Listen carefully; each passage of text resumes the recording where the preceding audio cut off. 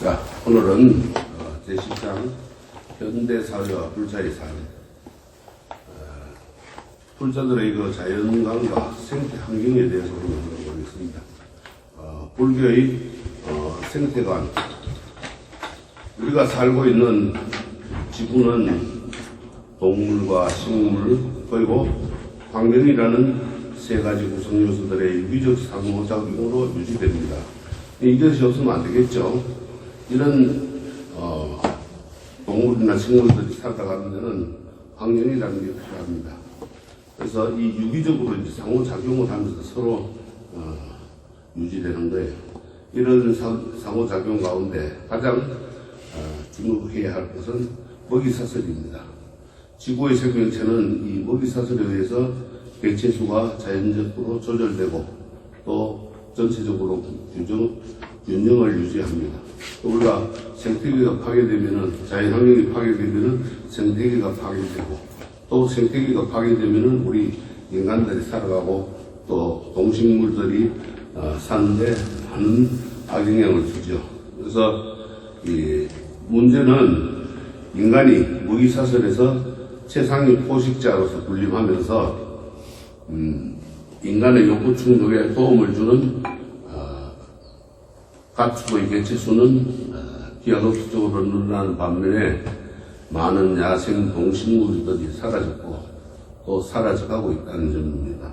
그러니까 우리 인간들이 살면서 피가죽이 좋다 하니까는 다 잡아버려가지고 그냥 아주 쓴다고 하고 이런 문제가 많죠. 그래서 많은 생태계가 파괴되고 있어요. 그래서 동물들의 생태계는 너무 많이 파괴되고 있습니다. 이래서 우리가 이제 좀 많은 반성들을 해야 돼요. 그리고 이제 먹는 것도 좀 절약을 해야 되고, 그래서 우리 불교에서는 이제 이 먹는 거에 대해서 주로 바로 공양을 하고 또 대종공양을 할 때도 음식을 가급적이면 남기지 않고 소식하는 것도 이제 많이 그렇게 권장을 하고 있죠. 그래서 이 인간은 다른 동식물의 도움 없이는 살아갈 수가 없습니다. 존재할 수 없는 거예요. 왜? 인간이 최상의 포식자니까 그렇게 살아갈 수가 없겠죠. 그런 게. 또한 대기나 토양이나 물, 햇빛 이런 것이 아주 환경을 맑고 깨끗해야만이 인간 생존에 필수 요소가 되는데, 인간은 동물, 식물, 또 이 자연 환경과의 공존을 통해 가지고 살아갈 수 있고, 생태계를 떠나서 독립적으로는 결코 존재할 수가 없습니다. 그래서 생태라고 자연 환경이 서로 유기적인 관계를 맺고 순환하면서 서로에게 도움을 주는 상태를 이끌습니다. 그래서 불교는 연기의 도리로 모든 존재들이 서로 연결되어 서로 살리고 살려지는 공동체 정신을 중요시합니다.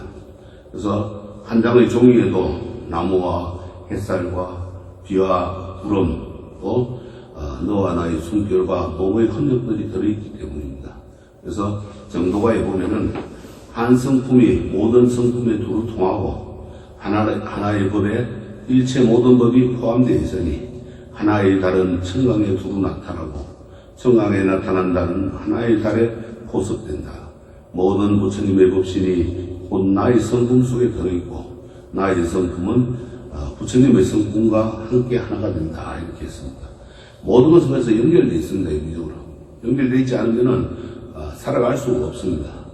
그래서 사람들은 자신만의 편의대로 살아가죠. 마구잡이로 살아갑니다. 자연환경을 훼손하고, 동물, 식물, 좋은 거라 그러면은 다 그냥 파괴시키면서 살아갑니다. 하나 좋다 그래봐요. 어느 순간에 그냥 전멸을 하다시피 해요. 사람들이 일상생활에 쓰는 이 치약이나 세제 등에 사용하는 미세 플라스틱 알갱이는 하천으로 스며들어가지고 바다를 오염시키고 이를 미생물들이 먹고 그 미생물을 섭취한 불고기 인간이 먹는 먹이사슬이 이어지면서 우리의 몸과 땅과 물이 병들고 있습니다. 우리가 성인병이라든가 아니면은 뭐 암이라든가 모든 이런 병들이 우리가 너무 무자비하게 쓰기 때문에 그런 거예요. 옛날에는 치약이 없을 때는 깨끗하게 소금으로 양치질 했을 때 가장 좋은 거예요. 근데 치약이라는 게 발명이 되면서 거기에 아주 미세한 플라스틱들이 들어가지 않으면 이 치아를 닦아낼 수가 없어요. 그러니까 그런 걸 넣다 보니까 그게 생태계가 파괴되는 거예요. 물에 흘러가지고 미생물들이 먹고 물고기들이 그걸 먹고 또 그걸 먹은 물고기들을 우리가 잡아먹으니까 우리 몸에 다시 들어와가지고 우리를 병들게 하는 겁니다. 그래서 무한 생산과 무한 소비라는 이 신자유주의 물결 속에서 지구 에너지와 자원이 고갈되고 있고 또 화석 에너지의 사용으로 지구 온난화가 가속돼가지고 기상 이변이 속출하고 있습니다. 실제로 올해만 그렇죠. 지구 한쪽에는 너무 가물어서 다리고 또 한쪽에는 너무 비가 많이 와가지고 홍수가 나고 이런 생태계가 파괴가 됩니다. 그래서 무한 소비를 하지 말아야 돼요. 소비를 많이 하니까 어떻게 돼요? 생산을 많이 하게 되죠. 우리가 고기를 많이 먹어봐요. 지금 어떻게 되고 있습니까? 짐승들이, 동물들이 자유롭게 커가지를 못하고 있잖아요. 전부 우리 속에 가두어가지고 거기에서 그냥 살만치게 만들어가지고 그걸 또 우리가 잡아먹으니 얼마나 많은 사람들이 거기에 피해를 보게 돼 있습니다. 동물들도 피해를 보지만 사람들도 피해를 보는 거예요. 그걸로 인해서. 그래서 이 신자유주의 물결은 아주 어떻게 보면은 좀 나쁜 거예요. 또 이 화석의 에너지에 너무 과다한 사용 이걸로 인해 가지고 지구 온난화가 너무 심하게 되고 있어요. 북극 빙하가 녹고 남극에 빙하가 녹고 지금 다 녹고 있습니다. 결국은 수면이 높아져 가지고 그걸로 인해서 생태계가 파괴되는 거예요. 머지않으면 우리 부산 같은 거는 다 장기 고물에 잠기고 한답니다. 그러니까는 높은 산 몇 개만 남고 나면 전부 다 산들은 섬 되고 나머지는 바다가 되는 거예요. 그래서 새로운 에너지로 이제 우리가 대체 에너지를 생각하죠. 또 대체 에너지 중에서도 이제 핵에너지, 원자력이라고 하는 이 핵에너지는 거대 도시를 하루아침에 그냥 초토화시키고 멸망시키고 우리가 그런 일이 있었죠. 체코에 체르노빌 원전이 파괴되면서 그 주위가 완전히 초토화되가 됐죠. 그래서 이 생태계는 아주 파괴되는 끔찍한 재앙을 불러옵니다. 모든 생명, 모든 물질들은 평등하다는 그러한 생각을 갖고 살아야 돼요. 내가 최고다는 그러한 생각을 갖고 살면은 결국은 파괴가 됩니다. 그래서 인간 중심적 관점에서 현 생태계의 문제점을 해결하려면은 한계가 있습니다. 신청 생태학에서는 모든 생명이 평등하다는 생명 평등주의를 내거는데 생태계의 모든 생명체들은 생명 유지를 위한 자연적 요소를 누릴 권리를 지니고 있고 또 인간이 임으로 그것을 빼앗을 권한은 없습니다. 근데 어떻게 돼요? 조금만 더 하면은 그냥 가둬놓고 동물들을 그냥 사육을 시키고 아니면은 좋은 거라 그러면은 코끼리 상아가 좋다 하고 코끼리 다 잡아가지고 상아 다 끊어버리고 호랑이 가죽이 좋다니까 호랑이 다 잡아버리고 이런 식으로 되니까 안 되는 거예요. 그래서 인간들이 그것을 빼앗을 권한은 없는 거예요. 그래서 불교는 우주의 온 생명이라는 관점에서 인간을 비롯한 모든 생명을 소중하게 여깁니다. 그러니까 테란스파 이 사생으로 생기는 것은 모두 다 소중하게 여겨요. 그래서 다 불성을 가지고 있다 그랬죠. 부처가 될 성질을 가지고 있다 그랬어요. 그런데 이제 그거를 못 깨우쳤을 때 이제 중생이라고 그러죠. 그래서 무생명은 너나 없이 부처님의 생명을 지니고 있다는 뜻입니다. 모든 생명은 본래 청정하며 자연 그대로 차별이 없음을 경전에서는 이제 다음과 같이 강조를 합니다. 이 중생은 원래 청정하여 더럽게 물건을 보지 못하니 지혜를 세우고 큰 서원을 발해서 중생을 깊이 들여다보니 모두 다 청정하다. 원래 청정한 자연이요 무아로서 자연이요 형태를 떠난 무형의 자연이요 차별을 떠난 인물의 자연이다. 이렇게 보살님 영락경에 말씀을 해놨어요. 그래서 우리가 이제 청정하다는 맑고 깨끗합니다. 모든 것은 중생들은 원래 맑고 깨끗한데 지혜를 세우고 큰 언을 발해가지고 그 중생들을 깊이 들여다보니까 모두 다 깨끗하더라 이 말이에요. 그래서 원래 청정한 것은 자연이에요. 자연이 얼마나 깨끗하고 맑습니까? 옛날에 우리나라도 금수강산이라고 그랬죠. 지금은 뭐라 그래요? 오염된 폐수광산이라고 그랬어요. 그만큼 인간들이 너무 무자비하게 삽니다. 요새 뭐 인구가 줄어든다고 하는데 저는 요새 한편으로는 기쁜 생각을 가지고 있어요. 인구가 줄어들면 줄어들수록 자연은 파괴가 덜 될 거 아니에요. 그런 생각을 하고 있어요. 인구가 줄어든다고 난리 떠는 것이 아니고 인구가 좀 줄긴 줄여야 돼요. 지구에 지금 72억 인구가 있는데 한 20, 30억으로 확 줄어버려야 돼요. 그래야 말고 깨끗하게 살아요. 그리 청정한 자연이고 또 무아 나는 없다 이 말이야. 그것을 없는 것으로서 자연이고 또 형태를 떠나서 형상이 없는 그런 무형의 자연이고 차별을 떠난 그러한 우리의 본래 인물이다 이 말이야. 그래서 또 이런 말씀을 해놨어요. 능가 사자기에 보면은 저것과 이것은 다르면서도 서로 드나들고 붉은 구설과 자주 구설은 빛깔이 나뉘지만 서로를 비춘다. 존재는 나와 남이라는 차별에 구애받지 않고 사물은 옳고 그름의 구별을 문제 삼지 않는다 했어요. 참 중요한 말이에요. 존재하는 것은 모두가 나와 남이라는 거나 차별을 받지 않아야 돼요. 근데 차별을 하죠. 너는 잘났네, 난 못났네, 너는 잘 사네, 못 사네. 뭐 온갖 차별을 하죠. 차별 받지 않게 돼 있어요. 모든 것은. 그리고 사물은 옳고 그름을 구별하는 것은 문제 삼지 않습니다. 그래서 우리가 항상 그러한 평등한 마음을 갖고 살아야 돼요. 모든 생명은 같은 바 영역에서 자연 그대로의 모습을 보여주면서 제 역할을 다합니다.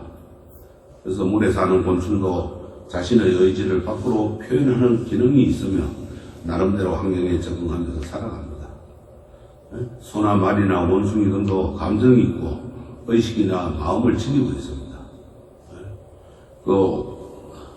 얼마 전에 텔레비전 보니까 사람이 죽으니까 그 원숭이가 와가지고 문상하는 거 봤죠? 팔도 만지고 얼굴도 만져보고 원숭이를 그 사람이 가장 아끼고 그렇게 했답니다.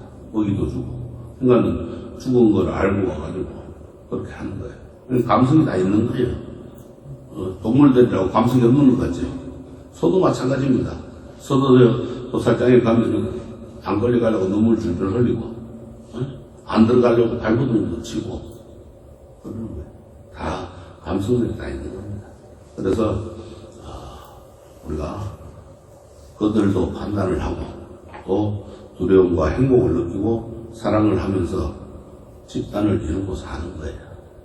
그리고 바람이나 햇빛이나 구름이나 돌, 모래, 흙, 물 등도 생명들과 서로 관계를 맺으면서 생명을 유지하는 데 도움을 주기 때문에 그들 역시 온 생명의 질서에 참여하고 있고 유기적으로 지구 공동체의 중요한 일원이 되는 겁니다. 그러니까 무시하면 안 돼요.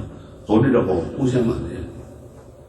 이와 관련해 가지고 성난경에서는 산과 강, 나무와 숲과 풀, 마을과 집 등이 슬픔하는 소리를 낸다고 이야기를 했어요. 이게 참 아주 중요한 문제예요. 모든 것이 슬픔하는 소리. 그럼 우리가 물소리 절절 흐르면 어떻게 좋잖아요. 그게 슬프고 하는 거예요. 또 바람이 불잖아요. 바람이 불면 어떻게 돼요? 바람 소리가. 나무와 숲, 풀 이런 거를 소리나게 하죠. 그 연장선상에서 해충선상은 담장, 기화장, 돌멩이 이 모든 등 일체의 생명이 없는 무정물도 부처님 마음을 지니고 있다고 설파를 했습니다.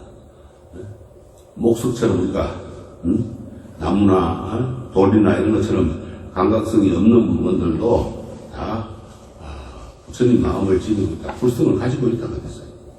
그래서 생명이 없는 무정물도 설법을 하는 겁니다. 무정물도 설법을 한다면은 무정물도 부처님이라는 것입니다. 소동파의 시를 보면은 계곡의 물소리가 바로 부처님의 장광설이고 산색 또한 어찌 청정법신이 아니겠는가.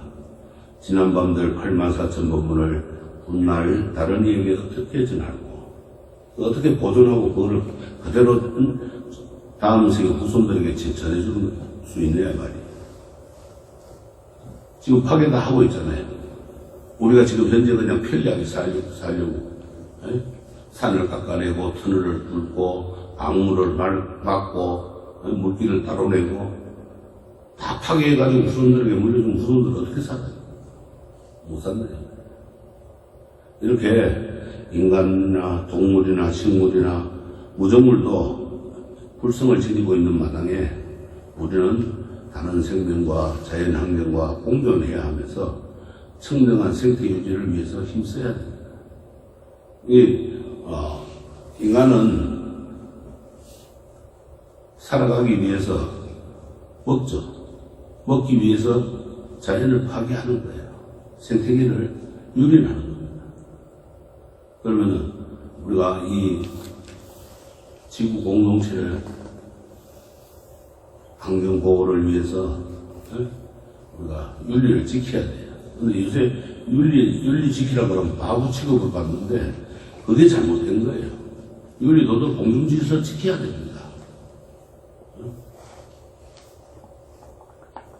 그렇게 안 하면은 이 하나뿐인 지구를 후손들에게 깨끗하게 물려줄 수가 없습니다. 그래서 지구 공동체의 생태 환경을 개선하고 또 미래 세대에게 아름다운 지구를 물려주기 위해서는 어떻게 해야 되겠어요? 일체는 연기법으로 서로 연결되어 있다고 그랬죠. 나를 귀하게 여기는 만큼 타인을 비롯한 모든 생명을 귀하게 여기고 연민으로 대해야 합니다. 그런 의미에서 나를 비롯한 모든 존재가 고통 없기를 바라면서 또 모든 존재가 평화롭고 행복하기를 기원해야 됩니다. 근데 그렇게 되면 안 되죠. 옛날에는 어떻게 했어요? 고기를 먹어도 1년에 두세 번 명절 때나 생일 때나 뭐 제사 때나 이런 데만 먹었죠. 지금 어때요? 먹고 싶으면 매일 먹습니다. 매일 먹으니까 탈이 나는 거예요. 어떤 탈이 나요? 비만이 오고 성인병이 오고 그렇죠?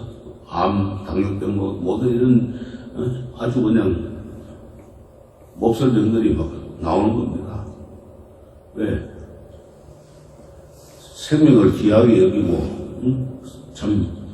사랑하는 마음으로 대해야 되는데 그렇게 못했기 때문에 대찰나니 이건자 소설경에 보면은 도시나 촌락, 산림, 그리고 개울이나 동산이나 흥전이나 누각, 모든 도로와 교량, 또 자연적인 동굴과 일체의 농작물, 꽃들과 열매, 초목과 숲을 태워서는 안 되고 파괴해서도 안 된다. 물을 빼지 말아야 하며 식물을 자르거나 베어서도 안 된다. 모든 것에는 생명을 가진 짐승들과 곤충들이 살고 있으며 그 죄 없는 무생명들을 상하게 하거나 목숨을 해쳐서 안 되기 때문이다. 이렇게 했어요. 그러니까는 도시를 건설하거나 집을 잘 짓거나 아니면은 홍전이나 누가 이런 거 또 도로를 내고 다리를 놓고 이런 걸 하다 보니까 무생명들이 피해를 입게 되는 거예요. 실제로 울진에 산불이 일어났을 때 지금 어떻게 돼 있어요? 생태계가 다 파괴돼 있죠. 짐승들이 다 없어지고, 또 그게 벗어나는 것, 버스도 먹고 살던 주민들이 지금 어려움을 겪고 있고, 그냥 한순간에 실수라기보다는 한순간의 부주의로 그렇게 많은 생태계가 파괴되고 많은 중생들이 피해를 입게 되는 거예요. 그런데 자연 새로운 일은 인간의 삶의 질을 향상시키다는 점에서 오늘날 친환경 의식주와 친환경 에너지가 많은 사람들로부터 각광받고 있습니다. 이 우리가 친환경을 잘 그렇게 사랑해야 돼요. 친환경. 또한 공산품의 경우도 재활용이 가능한 재료의 개발이 촉진되고 있고, 대기오염 방지를 위한 이산화탄소의 규제나 토양오염 또 방지를 위한 쓰레기 배출의 규제 등이 일상화되고 있는 겁니다. 이런 거를 우리가 실천해야 돼요. 이거 실천하지 않으면은 결국은 우리 자신도 죽고 또 우리 후손들도 못 살게 되는 거예요. 나아가서 친환경적인 삶은 전 세계 젊은이들 사이에서 하나의 트렌드로 자리 잡기 시작했고, 미니멈 라이프 또는 심플 라이프가 대표적인 예인데, 가능한 적은 것을 가지고 생활하는 추세, 소욕지족이다. 적은 것에 만족하고 욕심내지 말고 적은 것에 만족하고 살 줄 알아야 돼. 적게 먹고 잘 쓰지 않는 물건들은 과감하게 버리고 필요 이상의 생활 공간도 축소하고 친환경 자동차와 경차를 선호해야 됩니다. 근데 호텔 앞에 가니까 큰 차를 갖고 가니까는 나와가지고 경례 딱 하고 문을 열어주는데 작은 차를 갖고 가니까 나와본다고 쳐다보지도 않더라고요. 그러니까 큰 차를 가거든요. 그런 거 왜 신경 쓰는데 말이에요. 아니 나와서 인사를 하면은 그 사람 걸어가고 하고 나는 내대로 가면 되는데 뭐 주차해주고 안 해주고 그게 무슨 상관? 내가 조금 더 힘들게 하면 되는 거지. 네? 그리고 필요 이상의 생활 공간도 축소해야 돼요. 아파트 100평짜리 산다고 뭐 천년 100년을 삽니까? 못 살잖아요. 적은 데 산다고 또 100년 천년 못 사는 거예요. 다 똑같습니다. 그러니까 자꾸 적게 살아야 돼요. 이런 여행은 옷이나 신발이나 가방 이런 패션 스타일도 자리매김을 해가지고 친환경적인 소재의 단순한 디자인 등이 선호되기도 해야 됩니다. 근데 요새 이런 뭐예요? 유럽에서도 그런 거 몇백만 원짜리 백에다가 손수건 한 장에도 몇백만 원 하고 속옷들도 몇백만 원씩 하고 참 그건 잘못된 거예요.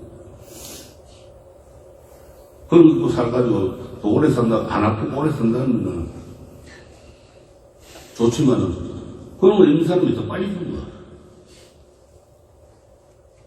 그래서 단순한 소재, 친환경적인 소재로서 또 그런 디자인이 선호되기도 해야 됩니다. 그래서 이와 같은 경향은 다른 사람 또는 생명들과의 공존을 위해서 최소한의 것만을 사용하겠다는 마음에서 시작되어야 됩니다. 우리 음식도 많이 먹으면 안 돼요. 배부르게. 비만하게 되고, 비만하게 되니까 뭐가 돼요? 병들고, 병드니까 돈도 많이 들어야 되고, 아프고, 여러 사람들도 피해도 주잖아요. 병원이 다 문 닫고 없는 그런 세상이 돼야 되는 거예요. 근데 병원이 못 알아서 난리죠. 큰 병원에 가면은 줄서기 해야 되고, 하루 종일 기다려, 아니면 며칠씩 기다려야 되고. 그래서 복잡한 현대를 가능한 단순화시키고 또 가소비라는 생태계 파괴에 동참하지 않겠다는 그런 집단 지성의 발로 지성인이 돼야 돼. 그런데 지성인이 안 되면 어떻게 되겠어요? 흔히들 말하기를 개돼지 짐승만도 못하는, 축생만도 못하는 사람이에요. 그래서 소욕지적의 그 정신과 통하게끔 소박한 삶, 밥상도 소박하게 해야 돼. 요새 뭐 칠첩반상 뭐 이러는데 스님들은 항상 삼첩반상이에요. 밥 그릇, 국 그릇, 반찬 그릇 딱 세 가지밖에 없어요. 지금 집에들 가보면 너무 과소비라. 저도 요새 너무 잘 먹어요. 반찬이 6가지, 7가지만 올라와. 하루 한 끼만 먹지만 그것도 너무 과소비라.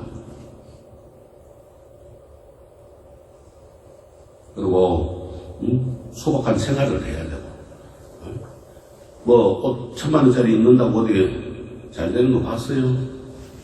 허리 허식만 늘고 상만 가득 나가지고 못된 짓만 하고 돌아다니는 거예요.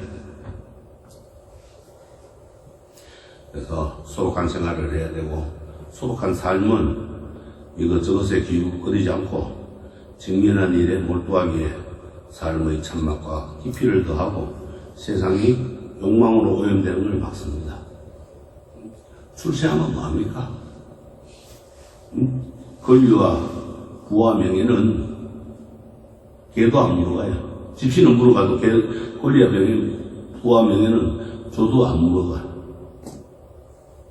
그건 다 필요가 없다 이 말이에요. 우리 환경, 우리 생태 환경은 맞는 그러한 삶을 살아야 됩니다. 그러기 위해서는 그 생태 환경 개선을 위해서 적극 노력을 해야 돼요. 가까운 거리는 되도록 걸어서 가야 됩니다. 옛날에는 세 정거장, 네 정거장 되는 데서 걸어 다니고 했는데 지금은 한 정거장도 걸어가려고 하면 멀어서 못 간대요. 다리 아프대요. 그렇게 낙태하고 결혼해서 어떻게 하겠습니까? 그리고 먼 거리를 갈 때도 될 수 있는 한 자기 승용차 자가용보다는 대중버스나 아니면 기차나 이런 걸 이용해서 가야 됩니다. 또 3층 이내는 우리가 올라갈 때는 엘리베이터나 에스컬레이터를 타지 말고 걸어서 올라가야 건강하고, 또 물과 전기를 아껴 쓰고 불필요한 낭비를 막아야 됩니다. 그러면은 가스나 또 연탄이나 석탄이나 기름이나 이런 걸 덜 써서 전기도 덜 생산해도 되고 건강에도 좋습니다. 그런 의미에서 환경오개 또는 환경공동체 청구를 만들어서 가정에서 사회에서 실천하고 점검하면서 자신을 돌아보는 그러한 계기로 삼아야 됩니다. 그래서 이제 우리 불자들을 보면 이제 불국에서 불자들의 환경 5개가 있어요. 5가지 환경을 위해서 지켜야 될 것. 첫째는 천지 자연이 모두 연결된 우주 생명임을 알아서 존중하면서 모시는 삶을 살아야 된다. 그렇게 살겠습니다 해야 돼요. 둘째는 경쟁하고 대립하는 죽임의 삶이 아니라 서로 살리는 삶을 살겠습니다. 공생공존하는 삶을 살아야 되는 거예요. 세 번째는 많은 것, 빠른 것보다 작고 적은 것을 추구하며 단순 소박한 삶을 살겠습니다. 많이 가지면 뭐합니까? 옛날부터 말이 있죠.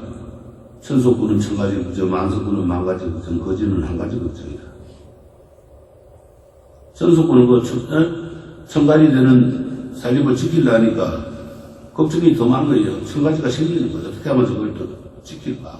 만석구는 만가지 걱정이 생기고, 거지는 아무것도 없어. 배고프니까 배부르게 먹는 거 한 가지 걱정밖에 없는 거야. 먹었어 그냥. 그리고 빠른 거는 우리가 차도 그래요. 시속 80에서 110km 사이가 가장 효율적이에요. 기름이 적게 먹어요. 그런데 빨리 달리려고 120km, 130km 가면 기름이 배나 더 먹습니다. 빠른 것보다는 느린 거, 느림의 미학이라고 그랬어요. 천천히 가는 게 좋은 거예요. 그러면 세상 구경도 많이 하잖아요. 빨리 가면 세상 구경 많이 못 하잖아요. 그죠? 확 지나가 버리니까. 그 다음에 네 번째는 깨끗함, 편리함이 마음의 분별인 줄 알아. 적당히 더럽고 불편한 삶을 살겠습니다. 너무 깨끗하게 하려고 그러가요. 청소 너무 많이 하면은 걸레도 많이 따를 것이고, 물도 많이 써지고, 뭐든지 소비가 많이 되겠죠. 청소기 한번 더 돌리면 전기를 더 쓸 거고, 조금, 더럽게 좀 살아야 돼요. 너무 깨끗하게 살아야 돼요. 여기 부처님께서는 분소이라, 그 장사 지냈을 때, 그 시신을 썼던 옷, 그거 갖다 빨아가지고, 그걸로 기워서 만든 입은 옷이 이 가사예요. 그게 분소이라. 그 다음에 맨발로 사셨어. 탁발을 나갔다 오시면은 발 깨끗하게 씻고 자리에 앉아서 공양을 하시는 거예요. 받아오시는 거예요. 지금 우리 북방불교처럼 이제 풍요롭게 절에서 음식을 해먹고 이런 게 없습니다.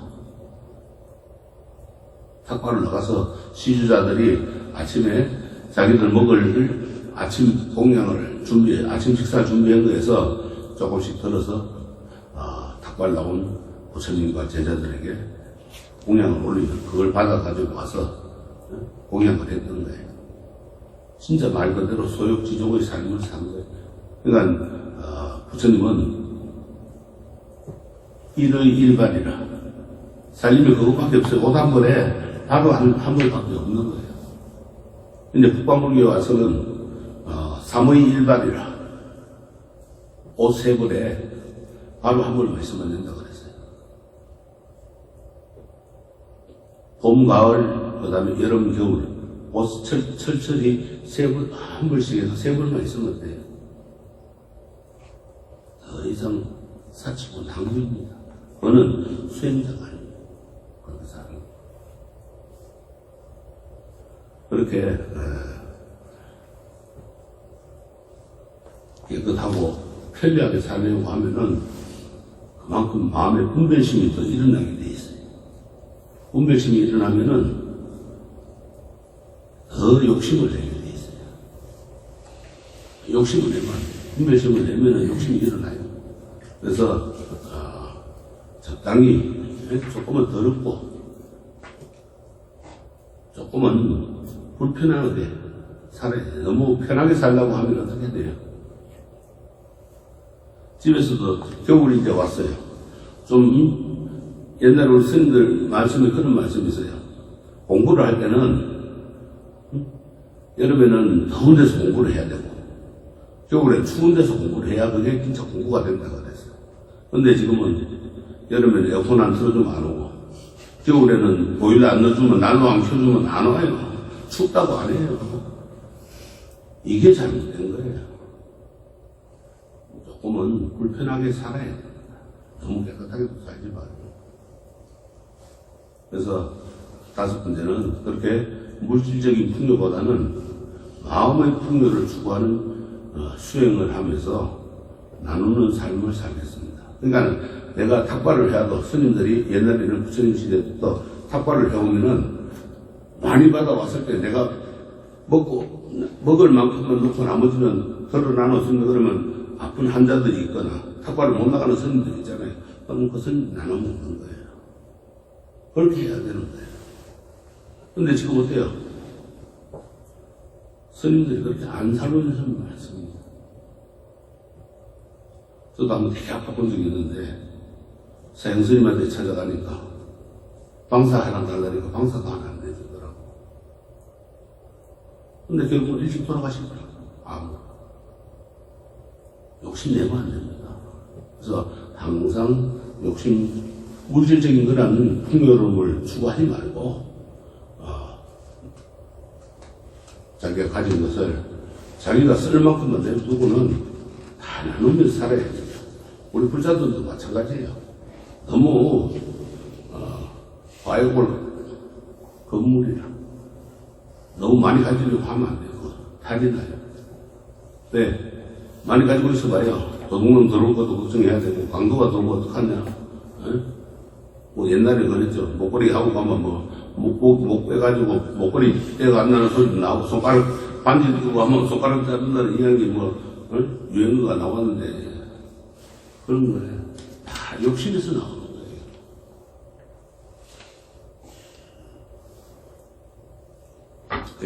그럼 어떻게 살아야 되나? 어떻게 하는 게 잘 사는가? 응? 경제는 어떻게 관리해야 되고 어떻게 해야 잘 사는가? 우리 부자들이 부자로 사는 법에는 가정을 꾸리고 경제 활동을 하는 사람들이라면은 누구나 다 부자가 되기를 원하고 또 잘 살기를 원하죠. 그거 안 원하는 사람 여기 있어요? 없죠? 이따 하면 거짓말이라. 그래서 돈과 재물은 가난을 제거하고 비록 일시적이지만 사람들에게 즐거움을 주고 행복하게 하기 때문에 그렇게 부를 추구합니다. 사람을 괴로움에 빠뜨리는 여러 가지 고통이 따르지만은 당장 헐벗고 굶주린 사람에게 가난은 죽음의 고통보다 더 실질적인 괴로움으로 다가옵니다. 그래서 유마거사는 기근, 가난이 들어서서 사람들이 배고파한다면은 먼저 그 굶주림을 면하게 해주고 그 다음에 법을 베풀라고 했습니다. 아니 목마른 사람 와가지고 물 찾는데 부처님 가르침 써란다고 법문을 써란다고 이야기하고 그 사람이 듣겠어요?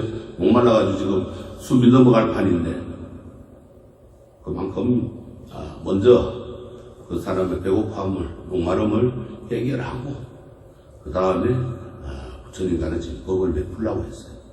그래서 경전에서는 온 나라의 백성이 기아의 괴로움에서 허덕이자 가난의 괴로움에서 허덕이자 한 처녀가 왕의 다음 같은 개성을 전했어요.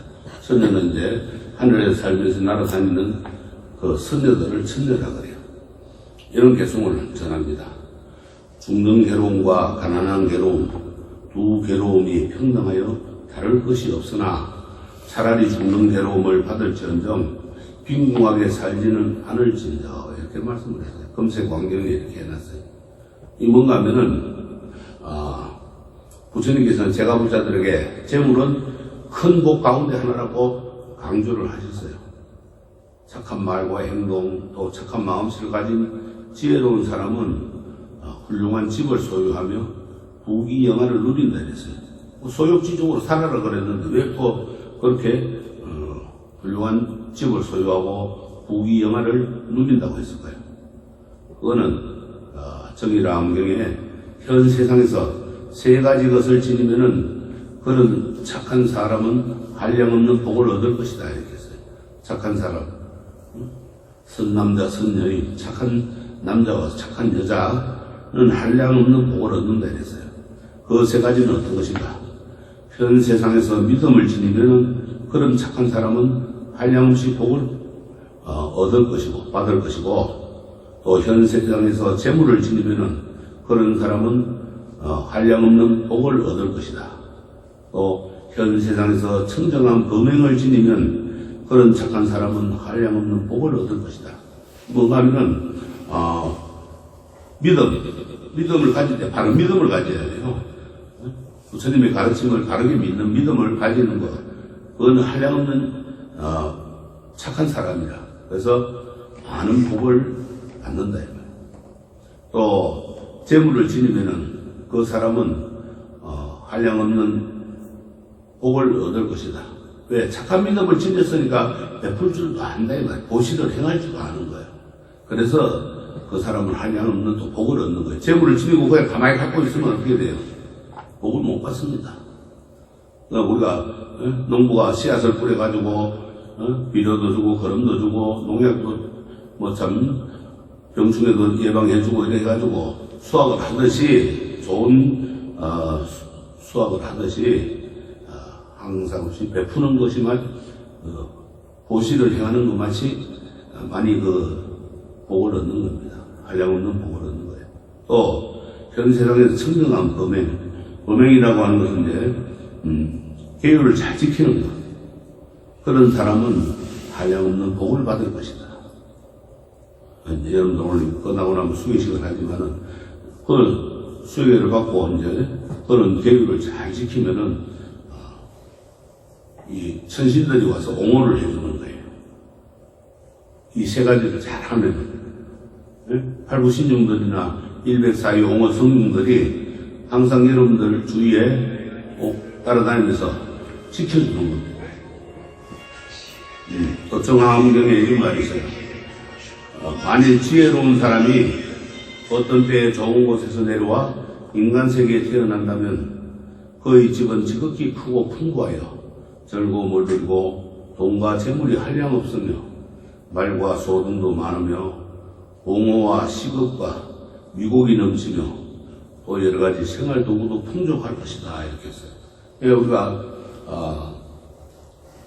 항상 그렇게 이제 우리가 믿음을 가지고 그렇게 살면은 지혜롭게 살면은 인간 세계에 태어나가지고 그 집이 이제 지극히 풍부하고 또 즐겁게 행복하게 살고 돈과 재물이 한량없이 생기고 또 말과 소득도 많고 공호 집이 많고 식업 먹는 옷과 미국이 넘치게 되는 거예요. 또 생활 도구도 넘치게 되고 그래서 부처님께서는 출가자에게는 완전한 무소유를 강조하셨지만은 제가자에게는 재물의 소유를 인정을 했어요. 그러니까 스님들은 요새 보면 스님들 목걸이도 하고 다니고 반지도 하고 막 이러는데 그거 하면 안 돼요, 스님들. 스님들 죽어서 수유도 하면 안 되는 거예요. 요새 보면 지금 스님들 보면 수유를 많이 하는데 그것도 수행자로서 하지 말아야 돼요. 스님들 수유는 평소 입고 있던 분소유가 가사장삼이 수유라. 근데 가사장삼 입고 가면 되지 뭘 또다시 옷을 만든다고 난리 법석을 떨어요. 왜? 스님들 가사장삼에는 주머니가 없잖아요. 여러분들도 수유 만들 때 주머니 없어요. 스님들도 가사장삼에 가사하고 장사면은 주머니가 없으니까 그게 바로 수유라. 그렇게 가면 되는데 왜 다시 또 옷을 받는다고 재물을 낭비합니까? 그러나 제가자에게는 이 재물의 소유를 인정을 했습니다. 물론 재물을 버리고 출가하여서 열반을 얻는 것이 궁극적인 행복이긴 하지만은 재물이 있으면 편안하고 안락하다 해야겠어요. 그래서 방구따라니까에 장자의 어떤 것이 소유의 행복인가? 선남자, 착한 남자는 노력과 부지런함으로써 얻었고 또 팔의 힘으로 모았고 이마에 땀 흘려 버려들인 바른 법답고 법에 따라 얻은 재물을 소유한다 이렇게 했어요. 이 뭔가면은 부지런한 노력을 해야 되는 거예요. 근데 일확천금을 노리고 앉아있고 남의 것을 훔치고 이러면 안 된다 이런 말이에요. 그리고 부지런한 노력을 하는데 팔에 힘이 세야 돼. 그래야만이 이마에 땀이 흘릴 만큼 노동을 할 거 아닙니까? 노동 없이는 안 되잖아요. 뭐든지. 근데 노동 안 하고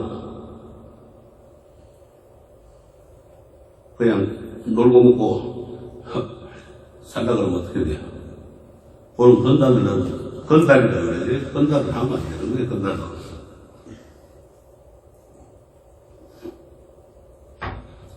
남의 덩을 쳐먹고 이러면 안 된다, 이 말이에요. 그래서 그렇게 법에 따라서 바르게, 법답게 얻은 재물을 소유해라 해야겠어요. 이렇게 제가자들은 게으르지 않고 재물을 모으기 위해 힘써 일하는 재미와 그로 인해 축적된 재물을 누리고 행복과 기쁨을 느끼게 한다 이랬습니다. 그래서 벌이 온갖 꽃을 채집해가지고 꿀을 모으듯이 부지런히 재산을 축적하는 것은 행복한 부자로 사는 길이기도 합니다. 우리가 돈놀이를 일수놀이를 해가지고 부자 되고 이러면 안 되는 거예요. 그래서 바른 법으로 재산을 모아야 하는데 공갈, 협박, 강탈 이런 거는 나쁜 거죠. 그런 걸 내가 재산을 축적하지 말라는 겁니다. 남의 돈 떼먹고 도망가고 이러면 안 돼요. 그러면 세세세세 날 때마다 거지를 펴요.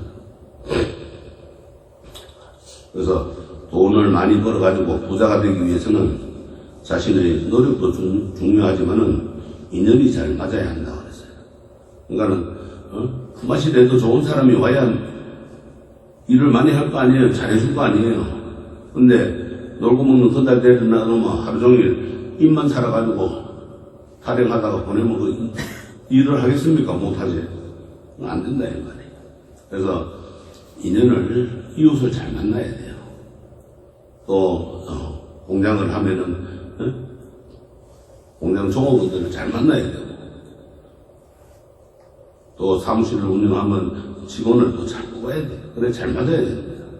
그래서 옛날 우리나라 이병철 회장이나 정진우 회장은 옆에 그런 면접을 볼 때 저 사람이 내하고 만나 안 만나를 본다고 옆에 사람을 앉혀놓고 봤다고 하죠. 그래서 다른 사람이나 자연의 도움 없이 혼자만의 힘으로 재산을 모으기 힘듭니다. 그렇죠? 혼자 재산 모으는 거 봤어요? 그러면 나쁜 마음 갖고 있는 로또 복권이나 맞으면 혼자 모으겠지. 근데 로또 복권을 막기 위해서 주위에 얼마나 많은 사람들한테 피해를 주겠어요. 네, 좋은 인연을 짓는 것 또한 자신의 몫임은 분명합니다. 좋은 인연을 지어야 돼. 이웃을 잘 만나야 됩니다. 이웃을 잘 만나야 부자가 될 수가 있고 이웃을 잘못 만나면은 가난뱅이가 되는 거예요. 공갈분한테 만나면 공갈하는 것밖에 더 배우겠어요. 그러니까 안 된다. 그래서 항상 이웃을 잘 만나고 이웃을 잘 만나면은 여러분들도 행복하고 또 그 이웃들도 적으로 행복해지는 거예요. 그러면 그 동네는 아주 좋은 동네가 됩니다. 경기도에 가면 우리나라에도 그 불자 마을이 있어요. 그 동네는 좀 불자들 봐서 아주 행복하게 잘 사는 마을이 있어요. 그와 같이 이웃을 잘 좋은 인연을 지어야 돼요. 여러분들도 그래서 뭐라 그래요? 친구를 절에서 만난 친구를 뭐라 그래요? 도반이라고 하면서 이 도반들을 잘 만나야 돼요. 도반 중에 도둑놈이 있으면 안 되고 또 사기꾼이 있어도 안 되는 게 그러면 어떻게 돼요? 그 도반이 아니죠. 그래서는 안 되는 거라. 그래서 항상 좋은 인연을 짓는 것 또한 자신의 몫이라. 그러니까 자기 자신이 판단해보고 이 사람이 진짜 내하고 좋은 인연이 될 것이다. 볼 줄 알아야 돼. 그런 지혜가 생겨야 되는 거예요. 성견지명이 있어야 된다. 그런 거 없으면은 맨날 당하고 사는 거야. 그러기 위해서는 아까 이야기했죠. 믿음을 가져야 되고, 그것도 바로 믿음을 가져야 되는 거야. 또 바르게 공부해야 되고. 바른 공부하다 보면은 지혜가 열리고, 지혜가 생기다 보면은 어떻게 돼요? 좋은 이웃들도 만나게 되는 거예요. 그러면 이제 이 소유와 무소유를 잘 우리가 판단을 해야 돼요. 어떤 데 소유해야 되고 어떤 데는 무소유를 해야 되느냐, 또 어떤 데는 나누어야 되느냐. 이 경제활동이라고 하는 것은 다른 사람에 의해서 생산된 그러한 재물이나 제한은 재물입니다. 또 서비스에 비용을 지불하고 소비하는 행위를 경제활동이라고 그래요. 이런 경제활동은 자본의 흐름이라고도 할 수 있습니다. 즉 생산과 소비 사이에서 상품과 돈의 흐름이나 또 수요와 공급 사이에서 이 재물이 흘러야 기업도 살고 사람도 사는 거예요. 그러니까 융통이 돼야 되는 거예요. 근데 어느 데 가서 딱 막혀봐요. 그러면 하나가 부도가 나면 연쇄적으로 쫙 망하는 거예요. 지금 강원도에 레고랜드 그 창하게 해놔놓고 지금 위기 사태가 오죠. 그것이 막 이제 잘못하면 전국으로 다 퍼지게 돼 있어요. 그러면 우리에게도 피해가 오는 거예요. 그래서 항상 좋은 그 재화가 흘러가야 되고 그래야 우리가 편안하게 행복하게 살 수 있습니다. 그러면은 이런 경제활동에 대해서 부처님은 어떻게 말씀하셨냐면은 경제활동이 잘 유지되려면은 생산과 소비가 균형 있게 유지되어야 돼요. 과잉 생산을 해서도 안 되고 과잉 소비를 해서도 안 되는 거예요. 그러니까는 소비하는 거나 여기 생산하는 거나 균형 있게 돼야 돼요. 우리가 농사 짓는 사람들 그러죠. 한 해는 양파가 그냥 너무 과잉 생산되가 폭락하고 또 어떤 데는 그게 너무 또 모자라가지고 가격이 또 폭등을 하고 안 되죠. 그러면 생산과 소비가 균형이 안 맞잖아요. 그래서 부처님께서는 부자들의 소비 활동에 대해 가지고 너무 사치스럽지도 않고 또 너무 전략하지도 말며 균형을 잘 이루고 삶을 경영하라고 말씀을 하셔요. 사바항경에 보면은 어떤 것이 생활을 다르게 경영하는 것인가. 이른바 선한 사람은 그가 가진 돈과 재물에서 지출과 수입을 맞춰서 알맞게 관리해가지고 수입이 많고 지출이 적거나 지출이 많고 수입이 적게 하지 않습니다. 마치 저울을 잡은 사람이 적으면은 못하고 많으면 더러 평형을 이루어야 그만두는 것 같습니다. 이와 같이 선한 사람도 재물을 헤아려서 수입과 지출을 알맞게 하여 수입이 많고 지출이 적거나 지출이 많고 수입이 적게 하지 않아야 합니다. 또 어떤 사람이 재물이 풍부한데도 그것을 쓰지 않는다면 주위 사람들은 이 어리석은 사람은 굶어 죽는 개와 같구나 라고 말할 것이다. 그러므로 선한 사람은 가진 재물을 헤아려서 수입과 지출을 알맞게 해야 한다. 이것이 바로 바른 직업 생활을 경영하는 것이다. 이렇게 했어요. 그래서 항상 그 지출과 수입을 바르게 맞게 하라. 평등하게. 그래서 오늘 자본주의 사회는 참 욕망만 추구하는 그 욕망만 추구하게끔 그렇게 만들었어요. 그래서 기업에서는 계속 신제품을 생산하면서 다양한 매체를 통해 가지고 사람들에게 소비를 촉구하면서 욕망을 부추깁니다. 그래서 뭐 비비통이니 뭐니 이런 외국 명품들 들어오면 어떻게 돼요? 욕시키죠.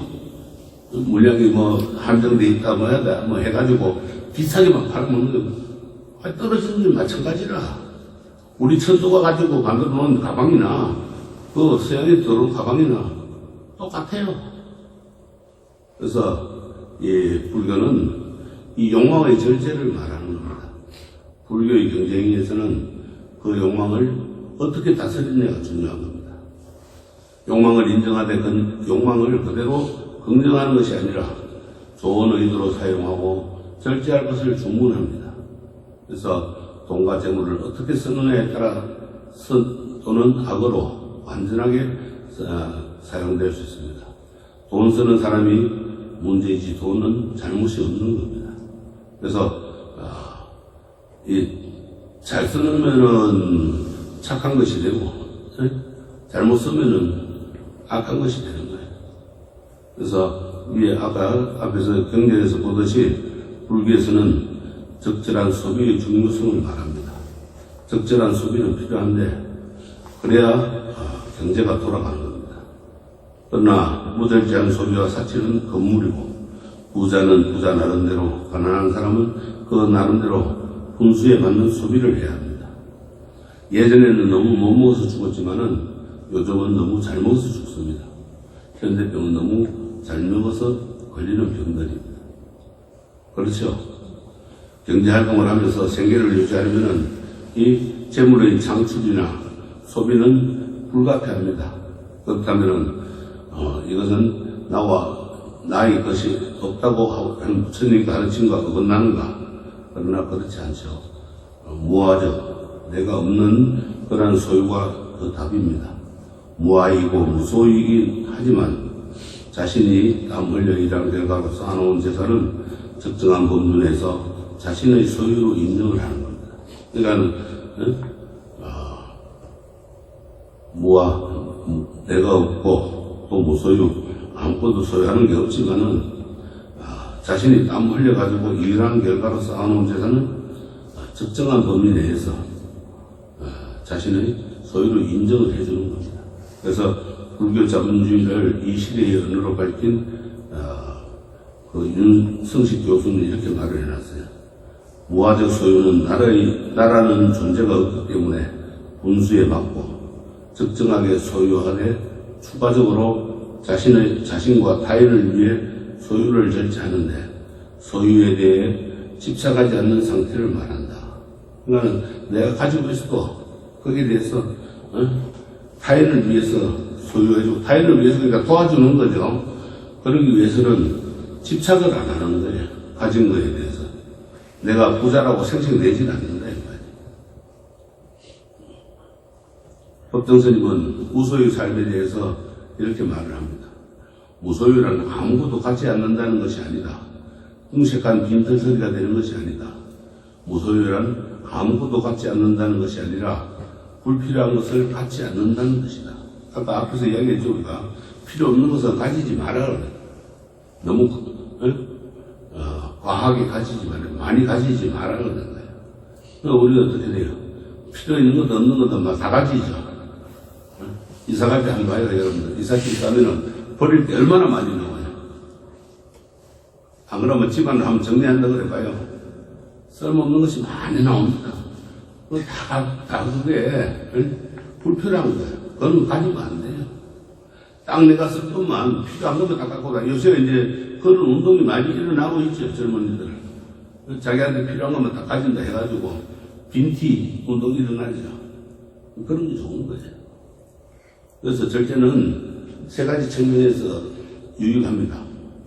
나 자신은 절제를 통해서 저축을 하며 타인도 나의 절제를 통해 상품의 가격을 하락시켜 그 물건이 필요한 다른 사람에게 이득이 되게 한다.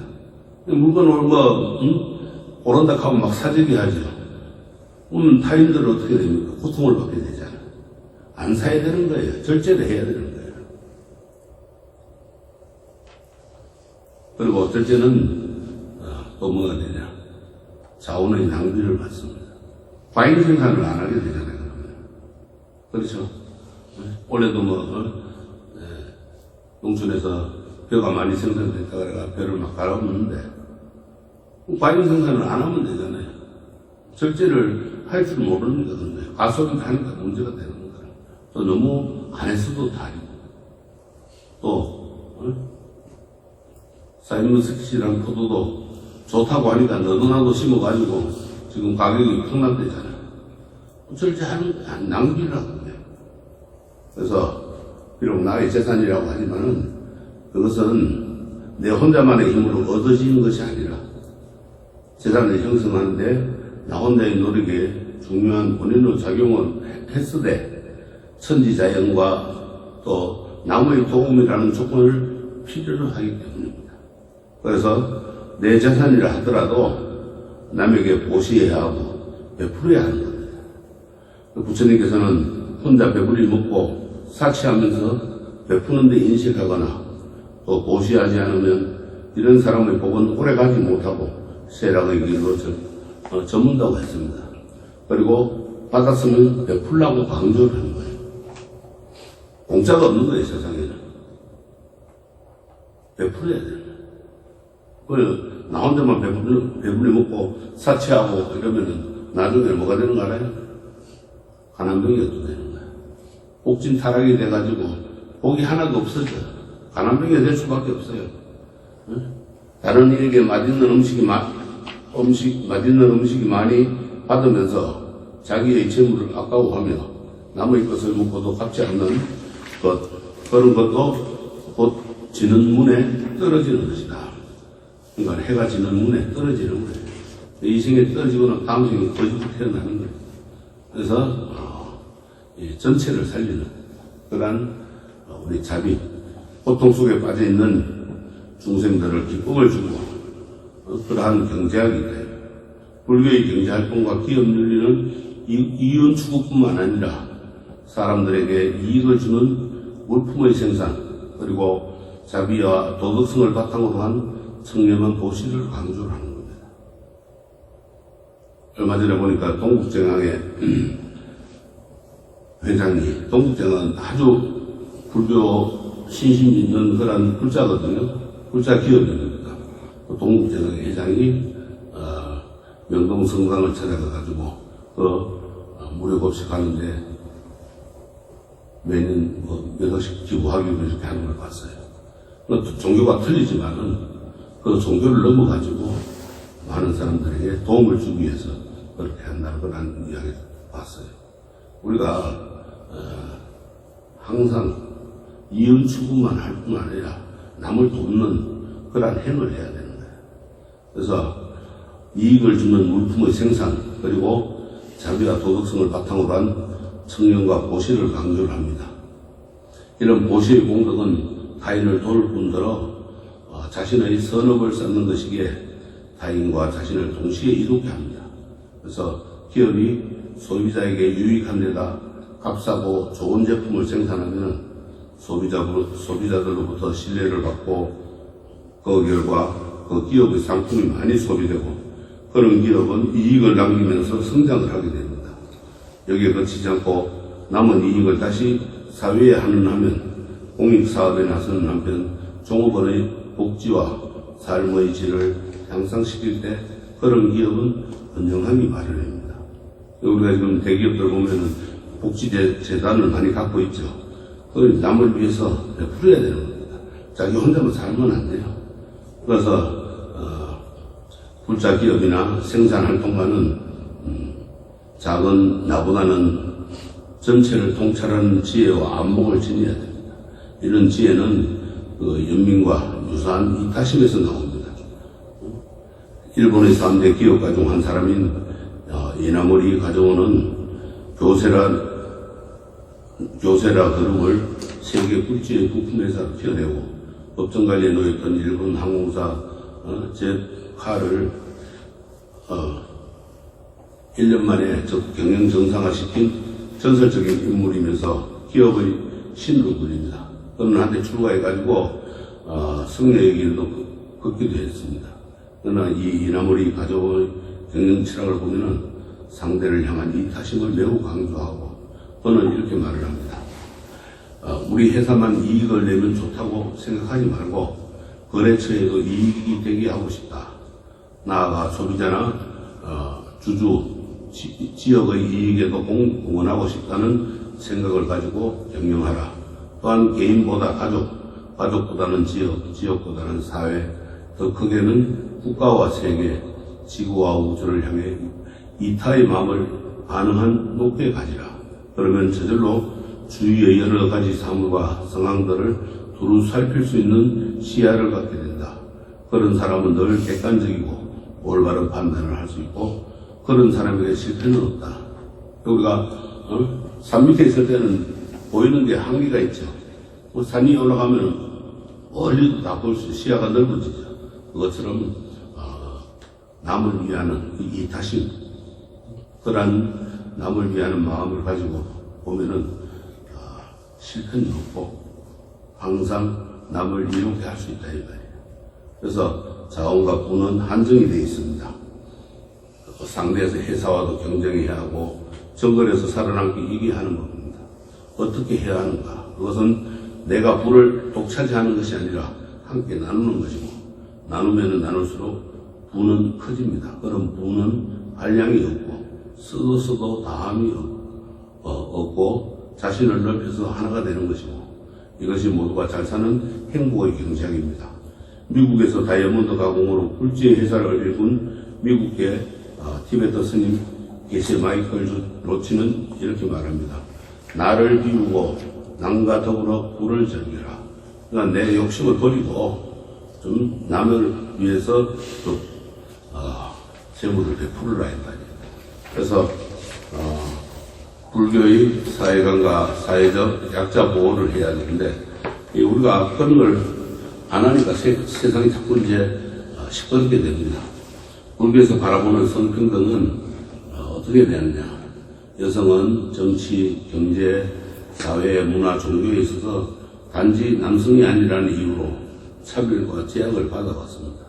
지금도 세계 곳곳에서 많은 여성들이 차별, 멸시, 혐오, 폭력에 시달리고 있고 이와 같은 현상은 본질적인 남성이 여성보다 힘이 세다는 동물적 본능과 그동안 남성 우월 사회가 지녀왔던 성차별과 편견, 권력과 권위 중심의 폐쇄사회와 가부장적 제도 그리고 일부 종교의 잘못된 독단적 전통 등에서 기인을 합니다. 불교는 초기 불교 시대부터 남성, 여성 모두 평등하며 깨달음을 얻을 수 있는 소중한 존재로 여겼습니다. 부처님께서는 남성과 마찬가지로 여성의 출가도 허락했고 남성이든 여성이든 성가 공동체에 출가하면 모두 차별 없이 부처님의 아들이요 부처님의 딸이라고 하셨고 호살라국의 왕비가 딸을 낳자 화세단이 왕의 표정이 좋지 않은 것을 본 부처님께서는 왕에게 이렇게 말씀을 하셨어요. 왕이시여, 딸은 아들보다 더 나은 자식이 될 수도 있어. 그네가 자라서 현명하고 덕이 있으며 시어머니를 잘 공경하고 진실한 아내가 된다고. 그네가 낳은 아들이 위대한 행동을 할 수 있고 거대한 왕국을 통치할 수도 있어. 훌륭한 아내의 아들이 그 나라의 지도자가 되고 이렇게 말씀을 했으니까는 결국은 어떻게 돼요?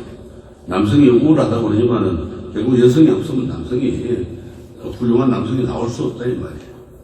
그래서 명모 삼천지기도 나오고 또 유명한 율곡의 어머니 신사임당도 있고 이런 하는 여성들의 역할이 있습니다. 근데 불교는 처음부터 여성의 출가를 막지 않았어요. 그래서 여성들의 출가를 받아들이고 같이 수행을 하게끔 그렇게 만들었습니다. 그래서 대승불교의 요마경에서는 남성과 여성의 고정된 모습이 없다는 사실을 강조를 합니다. 그래서 남성과 여성의 몸이라는 것은 모두 공하기 때문에 실체가 없으며 마술로 만들어 놓은 모습과 같다 이렇게 하겠어요. 공이라는 건 실제로 없습니다. 남성, 여성이라는 성별이. 그래서 요마경 관이물품에 나오는 내용으로 이런 이야기가 있습니다. 사리불이 천녀에게 그대는 왜 남자 몸을 받지 않느냐고 물었다. 그러자 천녀는 여인의 몸이라 마치 실체를 찾을 수 없는 흙과 같다고 말하고 그런 실체를 찾을 수 없는 마술과 같은 몸을 왜 바꾸어야 하느냐고 되묻습니다. 그리고 신통력으로 사리불은 여인의 모습으로 자신은 사리불의 모습으로 바꾸고 이렇게 말합니다. 사리불이여, 만약 그 여인의 몸을 바꿀 수가 있게 되면 모든 여인들도 몸을 바꿀 수가 있게 됩니다. 사리불이 여인이 아니지만 여인의 몸을 나타내는 것 같이 모든 여인들도 이와 같아서 여인의 몸을 나타내고 있지만 여인은 아닙니다. 그러므로 부처님께서는 일체 제법은 남자나 여자의 모습으로 고정된 것이 아니다라고 말씀하십니다. 그러니까 서로 몸을 바꿔놔놓고 천녀가 신통력으로 그렇게 바꿔놔놓고 자기는 사리불이 되고 사리불은 천녀가 내가 몸 바꿔놓고 그렇게 이야기되는 거예요. 또 성망전에는 설법의 주체가 부처님이 아닌 제가 결혼한 여성으로서 설정되어 있습니다. 그 여주인공의 설법을 사자후라고 해서 부처님의 지위에 올려놓고 있습니다. 그러니까는 성망경은 원래 성망 사자후 일성 대방 평강 방광경으로 이제 그 유마경과 더불어 가지고 일상 속에서 불교의 이상을 실현하려는 대승불교의 특색인 제가주의를 분명하게 드러내는 그런 대표적인 경전인데 성만부인이 주인공입니다. 성만부인이 성만경은 유마거사가 주인공인 유마경과 함께 대성의 제가인이 설립한 대표 경전으로서 꼽히고 있습니다. 우리나라에 이제 옛날에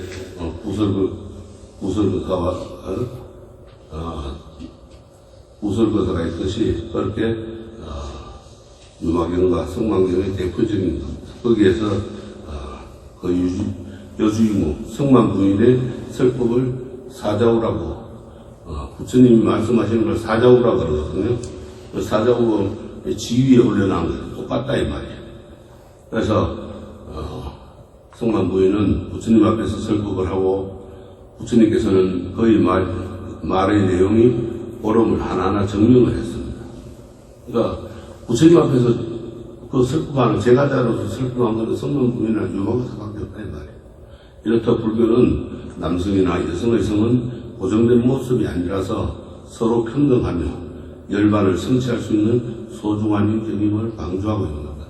열반, 즉 피안의 언덕에 있는데 지금 깨달음의 길에 다 다다를 수 있다 이 말이에요. 그렇다면 양성 인격을 갖춘 성소주자에 대해서 불교는 어떤 입장일까? 경전은 어디에도 이제 이해 가는 구체적인 언급을 하지 않습니다. 하지만 불교가 연기법이나 중도 사상이나 무아 공을 강조한다는 점에서 성소주자의 권리와 입장은 존중받아야 마땅하다. 무아의 공이기 때문에 성소주자로서의 고정된 모습은 없고 중도의 입장에서 바라볼 때 성소주자에 대한 편견은 버려야 된다. 그래서 뭐 동성애라든가 요새 그런 게 많이 있죠. 이런 거는 다 그냥 고정된 모습 그대로 봐주면 되는 거예요. 그리고 우리 사회에서는 특히 이제 외국인 노동자, 또 동성애자, 장애인, 탈북자, 그리고 이제 노숙자 등 차별과 소외의 문턱을 넘지 못하고 사회 주변 문화 또 경계 선상에서 비해하면서 살아가는 수많은 사람들이 있죠. 그들은 완전히 사회를 벗어나지도 못하고 그렇다고 사회나 광장의 한복판에서 자신의 입장을 떳떳이 드러내지도 못합니다. 그래서 사람들은 그들을 혐오하고 떠들면서 경멸하고 배척하면서 심지어는 포비아라 그럽니다. 포비아는 이제 공포증을 줍니다. 공포까지 느낀다 말이거든요. 이들을 일컬어서 사회적 약자 혹은 사회적 소수자라고 합니다. 이들 사회적 약자들은 사회적 편견 속에서 사람이면서도 사람들과 어울리지 못하고 외롭고 쓸쓸한 고독감과 기쁨, 슬픔, 또 상적, 과탈감 등의 괴로움에 빠져 있고 요새는 그래서 혼자 사는 분들이 고독 사는 경우가 많죠. 며칠 전에 보니까 40대 죽은 지가 1년 넘어가지고 그냥 백골로 남아있는 것을 발견하는 경우도 있었습니다. 그만큼 고독감과 깊은 슬픔으로서 서로 상대적인 박탈감이 느끼는 거예요. 그래서 혼자 그냥 스스로 그냥 삶을 마감하는 겁니다. 부처님께서는 천지바보, 주리만특이나 또 기녀, 안파팔리나 또 살인자인 앙굴라마, 동지계 구인 니다이 등의 차별 없이 대하면서 깨달음을 이끌고 그들을 깨닫게 했습니다. 그래서 이 인도의 그 사성교육에 따른 신분 차별을 철저히 부정한 분이 바로 부처님이고 또 신분은 타고나는 게 아니라 오직 태어나서 행위에 의해서 결정될 뿐이다 이렇게 했어요. 이런 사회적 약자들을 위해서 위한 그 자비에서 불교의 진정한 자비의 가치를 발견할 수 있는 겁니다. 이런 자비의 실체를 구체적으로 보여주는 것이 성만부인의 십대원입니다. 이 십대원을 활약교양에서 보면은 첫째는 계율을 범하는 마음을 내지 않겠다는 거.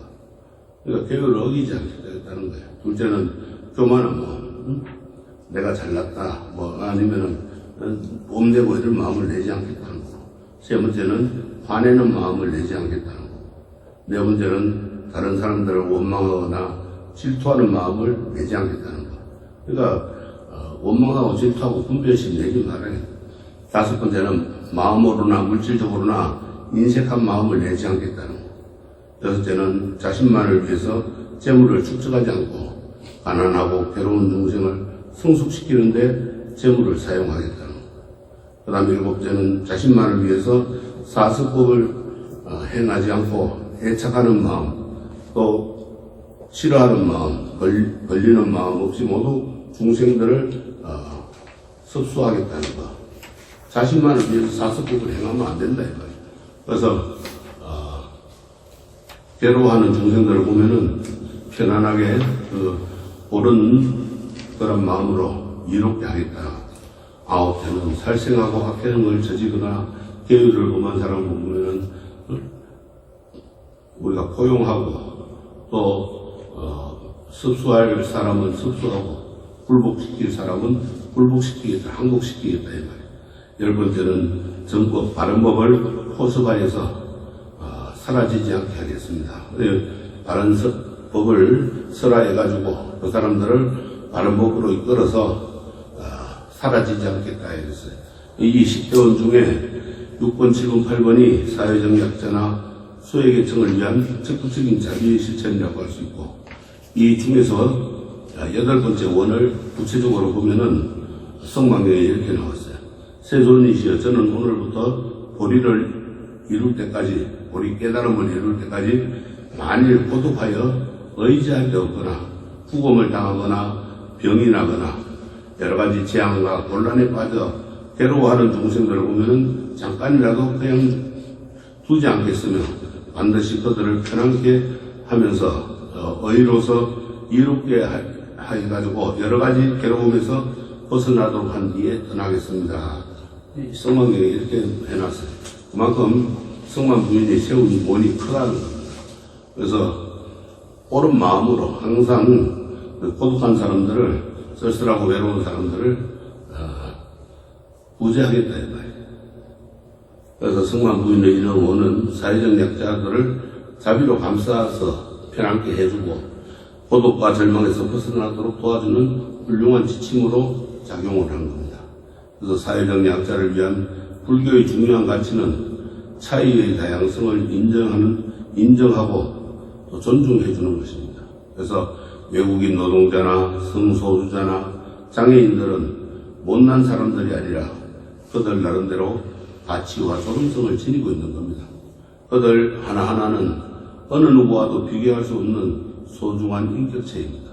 그래서 장애는 환자가 아니고 엄밀히 말하면 그들은 장애를 이유로 우리 사회에서 장애를 입은 사람들입니다. 따라서 장애인을 비정상으로 간주하고 그들을 차별하거나 동정하지 말고 장애 때문에 장애인을 배제하는 이 사회의 편견을 우리가 바로 잡아줘야 됩니다. 그것이 불자의 역할입니다. 그리고 사회적 약자나 또 소수자들 역시 나에게는 나만의 존재 이유와 가치가 있다는 사실을 스스로 깨닫고 당당히 말하며 행동해야 합니다. 흑인이나 동남아인들이 자신의 피부색이 싫다고 하면 하얀 얼굴로 변화시킨다고 해서 과연 행복하고 우리가 떳떳하겠습니까? 아니죠. 그들 자체의 모습으로 당당함을 찾아야 합니다. 이를 위해 우리는 이들 소수자의 영역을 보장해주고 확보해야 됩니다. 소수자들이 스스로 흐름을 만들어 나갈 수 있도록 도와줘야 하고 그것이 사회적 약자를 향한 진정한 자비의 실천입니다. 또 성만 부인이 말하는 의로서 괴롭워하는 중생들을 이롭게 한다는 것은 이런 의미를 담고 있습니다. 그래서 소수자에 대한 분별과 편견을 없애려면 분별은 자신이 알고 있는 것과 다른 것에 대한 편견으로 나타나고 심지어 폭력으로 발산되고 사회적 약자에 대한 편견은 분별이 그 원인이 됩니다. 그래서 분별은 선입견이나 또 편견이라고 할 수 있는데 이와 같은 선입견은 인종, 성, 또 모양새, 문화, 권력, 부 등에 따라 비교 우위적 우월성에 따른 겁니다. 우리가 백인 우월주의라 이런 게 있죠. 거기에는 자신은 잘 나서면서 그렇지 못한 사람들은 미개한 짐승 같다는 아상이 도사리고 있습니다. 하지만 불교는 이와 같은 선입견에 따른 구별은 실제하지 않으며 허망한 망상에 불과하다고 말합니다. 그 선입견이야말로 스스로를 고통스럽게 하는 중생심입니다. 그래서 부처님이나 역대 승사들은 분별을 떠나라고 강조를 합니다. 신신명에 보면은 지극한 도는 어렵지 않나니 오직 헤아리는 분별을 떠날 뿐이다. 단지 미워하고 좋아하는 마음만 없으면 탁트여 명명백백하리라. 우리가 분별심을 내지만 미워하는 마음 또 좋아하는 마음, 뭐 싫어하는 마음 이런 거를 갖지 말으라는 거예요. 그러면은 지혜가 보일 수 있다. 지혜롭게 살 수 있다.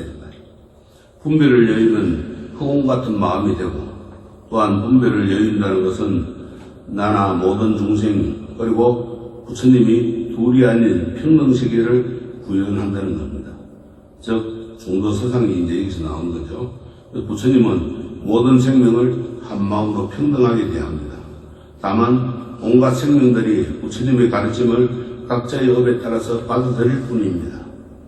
그러니까는 옛날 선사들은 저는 이제 산속에 있으니까 삼진성들하고 친구가 돼서 논의를 했어요. 왜? 나는 너를 해치지 않을 것이다 하는 그런 마음을 주기 때문에 산짐승들이 같이 와서 놀고 마당에서 자고 이랬던 거예요. 그런데 지금 어때요? 산짐승들 보이면 그냥 해치려고 하지, 쫓으려고만 하지. 그러니까는 그들도 상대방을 경계를 하는, 우리 인간들을 경계를 하는 거예요. 그래서 이 분별을 이거를 여의는 것이 참 중요한 겁니다. 그거는 각자의 업에 따라서 달라지게 받아들이는 거예요. 중생, 우리 인간들이 그렇게 받아들이는 거예요. 법화경에 보면은 가섭이여 비유하면 삼천대천세계의 상과 내와 계곡과 평지에 나서 자라는 초목과 숲과 온갖 약초들의 종류도 많고 이름과 모양도 각각 다르다. 두톤 구름이 가득 떠져 삼천대천세계를 두루덮고 일시에 큰 비가 고루고루 흡족하게 내리면 모든 초목과 숲과 약초, 온갖 약초들의 작은 뿌리, 작은 줄기, 작은 가지, 또 작은 잎새와 중간 뿌리, 중간 줄기, 중간 가지, 중간 잎새와 큰 뿌리, 큰 줄기, 큰 가지, 큰 잎새와 크고 작은 나무들이 상중하를 따라서 제각기 비를 받는다. 한 구름에서 내리는 비지만 그 초목의 종류와 성질에 맞추어 싹이 트고 자라고 꽃이 피고 열매가 맺는다. 비록 한 땅에서 나고 한 비로 적시어주는 것이지만 여러 가지 초목이 각각 차이가 있다. 이렇게 말씀했어요. 이렇게 부처님 가르침은 무생명을 차별하지 않고 크거나 작거나 차별하지 않고 한 맛으로 가르침을 베푼 겁니다. 대지에 비가 내리면 온갖 생명들을 차별 없이 고루적시면서 이것저것 가리지 않는 겁니다. 뭐 비가 가리면서 내리면 안 그렇잖아요. 비가 내릴 때는 다 고루고루 내리죠. 다만 무생명들이 자신의 그릇대로 받아 먹을 뿐이다. 자기 밥그릇이 그것밖에 안 되는 거예요. 그러니까 그렇게만 받아 먹을 뿐이라. 그래서 모든 생명의 본성은 공하고 없고 평등한 겁니다. 차별은 없습니다. 다만 차이가 있을 뿐이에요. 우리 모두 서로의 차이를 인정하고 존중하며 살아갈 때 사회적 약자나 소외계층 모든 사람들과 서로 어우러지면서 함께 사는 아름다운 세상을 노래하게 되는 겁니다. 그래서 불교의 윤리라는 것은 사람들이 공경의 가치 구현을 위해서 의지해야만 하는 도덕적인 행위의 규범을 말합니다. 그것은 인간의 보편적 가치란 무엇인가, 어떻게 살면은 인간답게 살 것인가, 무엇이 올바른 행위인가를 묻고 실천한 일련의 과정 전체라고 할 수 있습니다. 그래서 불교에서 이런 윤리와 상통하는 말이 바로 선업입니다. 착한 업을 닦는 거예요. 선업이란 선한 행위요, 선한 의지를 일으키는 것, 선한 의지, 선한 생각을 일으키는 거예요. 행위에는 몸으로 짓는 행위가 있고 말로 짓는 행위가 있고 마음으로 짓는 행위, 즉 신구의 삼업이 있죠. 세 가지가 있죠. 여기에 의도가 실리지 않으면 그것은 법으로 성립되지 못하고 선한 의지와 선한 생활로 불자의 삶을 갖고 나갈 때 두렵지 않고 불안하지 않으며 안온합니다. 그런 사람은 동료에서 비난을 받지 않는 것은 물론 많은功德을 쌓기 마련입니다. 그래서 비구들이여 내가 가진 네 가지 부지런함을 실천해야 된다. 그 네 가지란 무엇인가? 몸으로 짓는 행위에서는 나쁜 행동을 버리고 좋은 행동을 게을리 말고 부지런히 닦아야 된다. 비구들이여 세 가지 특징을 지닌 현명하고 슬기로우며 참된 사람은 자신을 파괴하고 파멸시키지 않는다. 그는 자신에게 상처 주지 않고 지지자들에게 비난받지 않으며 많은功德을 쌓는다. 어떤 것이 그 세 가지인가? 몸으로 짓는 선한 행위요, 말로 짓는 선한 행위고 마음으로 짓는 선한 행위다. 비구들이여 이 세 가지 특징을 지닌 현명하고 슬기로우며 참된 사람은 자신을 파괴하지 않고 파멸시키지 않는다. 그는 자신에게 상처를 주지 않고 지지자들에게 비난받지 않으며 많은 공덕을 쌓는다 이렇게 했어요. 그러니까는 몸으로 짓는 거, 신 마음으로 짓는 거, 의, 그 다음에 입으로 짓는 거, 구.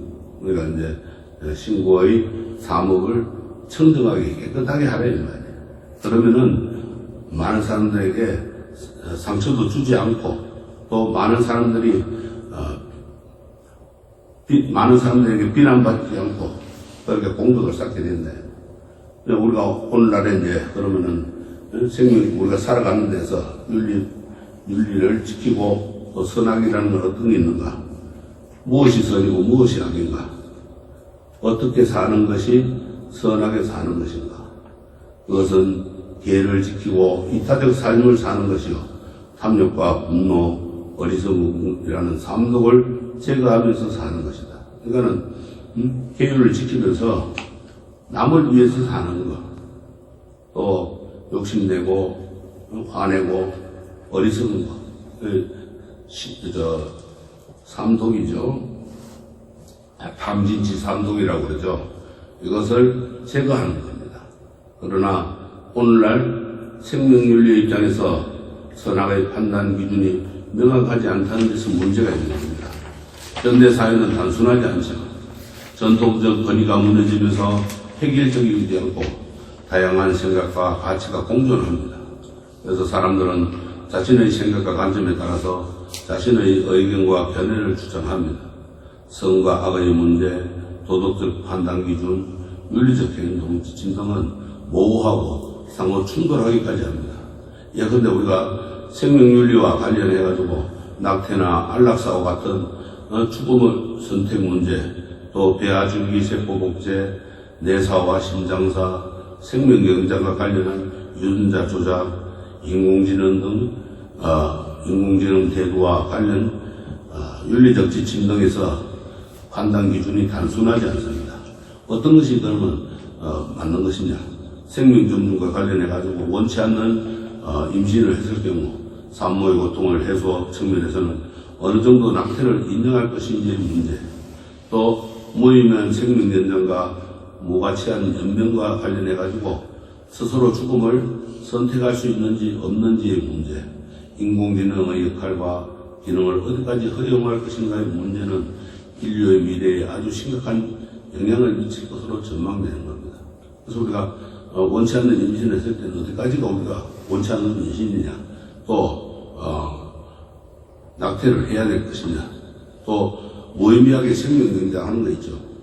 식물인간 내가 있을 때 어디까지가 생명연장을 해줘야 되느냐,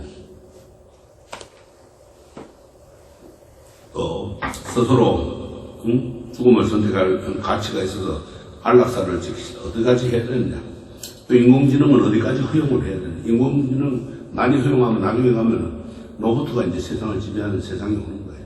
너무 많이 허용하면. 그럼 어디까지 해야 되느냐. 아주 모든 것이 인류 미래에 심각한 영향을 미치게 됩니다. 특히 인공지능의 발전을 이대로 놔둔다면 인류는 오히려 인공지능에 지배당합니다. 결국 인류 멸망의 길로 접어드는 심각한 도전에 직면할지도 몰라요. 우리가 공상과학연합 보면은 우리가 외계로 나가고 로봇한테 쫓겨가지고 그런 생각이 올지도 모른다 이 말이에요. 또 대아주기 세포 활용이나 유전자 가위를 통한 세포 변형으로 불치병이나 난치병을 치료해가지고 건강한 삶을 유지하고 생명연장에 기여할 수도 있지만은 그것이 악용이 될 경우 아주 기이한 생명의 탄생을 불러오고 소수의 인간만이 영생을 구하는가 하면은 심각한 인간 불평등이 처리되고 말 것이라는 예언도 우리에게는 경종을 울리는 겁니다. 우리가 이런 배아수기 세포 이런 거 유전자 조작 잘못하면 큰일 나는 거예요. 그러면 나오잖아요, 지금 보면. 식물도 보면 옥수수 같은 거 유전자 조작해가지고 슈퍼 수수가 나오고, 동물들도 그런 게 나오고 있잖아요, 지금. 크게 나오는 거예요. 우리가 유전자 조작 잘못하면은 그렇게 되는 거예요. 그래서, 생명윤리에 대한 불교의 이 몇 가지 원칙을 보면은, 불교는 생명 존중은 물론 생명의 행복과 평화를 도모합니다. 하지만 불교의 궁극적인 목적은 괴로움에서 해탈하는 거예요. 그래서 생명 존중과 생명 평화도 소중하지만 당장 괴로워하는 사람들에게 중요한 일은 그 괴로움에서 벗어나게 하는 겁니다. 그래서 따라서 낙태나 존엄사나 안락사 등과 관련해가지고 당사자의 자기 결정권과 괴로움의 해방을 기준으로 삼으면서 생명 존중의 정신을 구하는 것이 바람직한 불자의 삶이 아닐까 깊이 생각해 보아야 됩니다. 또한 불교의 윤리는 자비의 윤리라는 점에서 괴로워하는 당사자에게 그가 원하는 괴로움에서 제거는 자비를 실천하는 구체적인 첫걸음이라고 할 수 있습니다. 괴로움을 제거해 주는 것, 그것이 자비를 실천해 주고 고통 속에서 없애주니까 없애주면 어떻게 돼요? 해방되니까 기쁨을 얻잖아요. 그건 자비를 실천하는 첫걸음이 된다는 거예요. 이러한 자비의 마음을 주변으로 점차 확장해 나가야 됩니다. 부처님께서 말씀하신 수타니 파타에 보면은 어머니가 자신의 외아들을 목숨 바쳐 보호하듯이 모든 살아있는 존재들을 위하여 한량없는 자비심을 내소서. 또한 온 세계에 대해서 한량없는 자비를 행하소서. 또한 온 세계에 대하여 위로 아래로 옆으로 확장하여 어떤 걸림도 없이 적의 없이 한량없는 자유로운 마음을 펼치소서. 이렇게 말씀을 하셨어요. 그러니까는 어머니가 아들들을 보호하듯이 목숨을 바치잖아요. 그죠? 생명을 다 보호해 주잖아요. 그런 것처럼 살아있는 모든 존재들을 위해 가지고 한량없는 자비심을 내라 이런 거예요. 그리고 또 그렇게 자비를 행하라 그랬어요. 자비심 마음만 내지 말고 행해야 된다, 행동으로. 그래서 걸림도 없고 적도 없이 한량없는 그런 자유로운 사랑스러운 마음을 내라 이 말이에요. 그리고 구체적인 생명윤리와 자비의 실천에 따른 상황윤리의 연기, 중도의 원칙이 적용된다면 그것은 불자의 현대적 생명윤리로도 손색이 없습니다. 그래서 중도라는 양극단을 피하는 조화와 균형이고 당사자의 구체적인 괴로움과 철저한 불살생의 원칙이 대립할 경우 그 양극단을 떠나서 서로를 살피며 그 중에서 최선의 선택이 무엇인지 찾아야 합니다. 괴로움에서 벗어나고자 하는 산모의 자기 결정권과 태아의 생명권이 부딪힐 때 이 두 가지는 양극단적 선택의 문제가 아닙니다. 두 가지 중 어느 것이 옳다고 단정 지을 수는 없지만 상황에 맞게 최선의 선택을 해야 한다는 겁니다. 그런 지혜가 인간에게는 있습니다. 불교는 마음의 선한 의지를 중요시합니다. 인공지능이 아무리 발전한다고 해도 인간의 마음을 담을 수는 없습니다. 아무리 내과학이 발달하고 인공지능의 추론하고 계산하는 능력이 뛰어나고 말할 수 있는 그런 능력이 뛰어나다 할지라도 사람이 느끼는 희노애락의 감정이라든가 서로 공감하는 능력이라든가 오감을 동원한 깊이 있는 성찰 등은 불가능합니다. 그래서 인간의 선한 의지를 바탕으로 마음의 공감을 둔다면 그것은 불자의 현대 생명윤리로서 가치가 있습니다. 마음으로 짓는 의지나 의도가 중요하다는 것을 부처님께서는 이렇게 말씀을 하셨어요. 세 가지 행위 가운데 나는 악한 행위를 짓고 악한 행위를 행함에 있어 몸으로 짓는 행위나 말로 짓는 행위가 아니라 마음으로 짓는 행위가 가장 비난받을 만한 것이다 이렇게 생각한다 했어요. 그만큼 몸으로 짓는 거나 또 말로 하는 거나 이런 것보다도 마음 생각으로 하는 것이 가장 비난받는 행위다 이 말이에요. 다양한 생명윤리 현장에서 가치관이 대립할 때 불교에서 제시하는 도덕적 윤리의 기준은 생명 존중이라는 전제하에 당사자의 직접적인 괴로움의 해결, 또 중도 연기의 입장, 마음의 선한 의지와 공감, 그리고 자기 결정권을 중요한 요소로 적용해야 될 것입니다. 불교 생명윤리는 머리로 이해하고 가슴으로 공감하는 것만으로는 부족합니다. 진정한 마음으로 가슴 저리게 공감한다면 그런 마음을 담아서 직접 행동으로 옮겨야 합니다. 아파하는 중생들에게 다가가 말로 표현하고 손과 발로 움직이는 지혜와 자기의 행동이 절실한 겁니다. 그래서 우리가 항상 삶을 살 때 이 행위, 실천 행위 중요한 거예요. 그러니까 우리가 육바라밀 행을 하라고 그랬죠. 그 육바라밀 행을 하면서 8정도의 바른 길을 걸어갈 때 진정으로 우리의 삶은 윤택해지고 또 나와 더불어 가족과 이웃 사회 모두가 행복하게 되는 겁니다. 아시겠죠? 자, 오늘로서 이제 불교개설을 모두 마치겠습니다. 성불하십시오. 스님, 제거 속에 놓고 저는 안 먹어요.